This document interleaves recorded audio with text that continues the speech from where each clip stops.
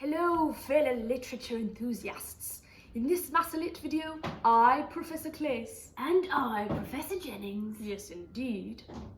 We'll walk you through the comparison of religious marriage in A Doll's House by Heinrich Ibsen and The Merchant's Tale by our jolly old friend Chaucer.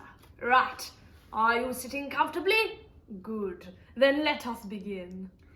Writing at a time when religion was regarded very highly and used by the church as a method to control society, Chaucer reflects this through the thorough depiction of the Garden of Eden during his thrilling prologue. Does it stimulate you, Professor Clace? Oh, quite indeed. I find the imagery of the snake-like Damien particularly gripping. His description as an adder, a traitor, false and sly, really enhances his moral corruption. And even the critic naming reflects his archetypal position as the devil. It is as if he is poisoning the pear tree, a tree of life, made for holy procreation and to be enjoyed between husband and wife. Oh, now that critic naming reminds me of someone else. Golly gosh! Do I spot a point of comparison? Who could it possibly be? Oh, you know what, Professor Clace? I think you're very clever. His name starts with an R and ends in Ank. Yes, you guessed it right, young intellectual people of the world. Dr. Rank, a man who, whilst we may view him as amiable and heroic, at the time, critic Peterson believed the play was distressing and ugly because of inclusions such as him. Dr. Rank acts as the physical representation of society's corruption through promiscuous behaviour.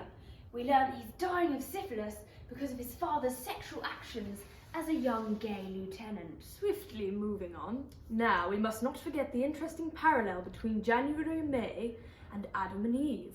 May acts as an extension of January in the way that Eve is an extension of Adam. Because she would be, as Elaine Shorter says, there is literally no May before January marries her. Just like in the Bible, May then suffers a fall, which is essentially just a breakaway from what is expected of her. She becomes involved with her husband's young squire. How scandalous! Indeed. Here, the merchant is showing us that he believes to be the true, deceitful nature of woman, proving that, like Eve, no woman is perfect. By succumbing to physical temptation and sin, May is trying to escape her oppressed role as January's pretty, yet passive wife, that would have been forced upon her by a 14th century society and the church's unrealistic ideals for marriage. Yes, I think you're absolutely right. Gosh, how I wished I had a pretty and passive wife. I do also find it rather fascinating how religion is used in The Merchant's Tale as a vehicle for the men to get what they want, much like religion was being used at the time. For example, we know that January's desire to marry stems only from a place of wishing to be able to legally bed a young girl without it being morally indecent. However, when we look at Ibsen's play, he uses religion in a slightly different way when showing us a married couple. He instead uses the lack of religion to show the insincerity of their relationship. As we know, religion wasn't as popular with the people in the 19th century, meaning that Nora and Torvald's marriage is no longer judged by God, but instead society.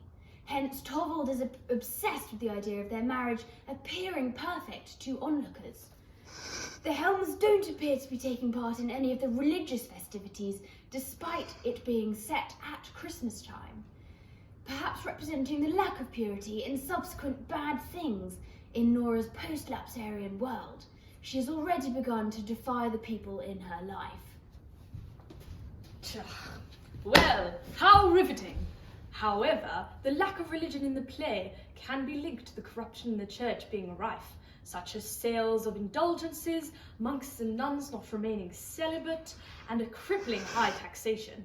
In addition to this, 17th century parish synods in Norway became less influential, and therefore the church became a slightly more democratic system. Indeed, my friendly old conker.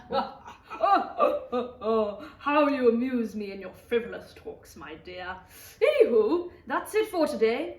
Thank you ever so much for sitting comfortably.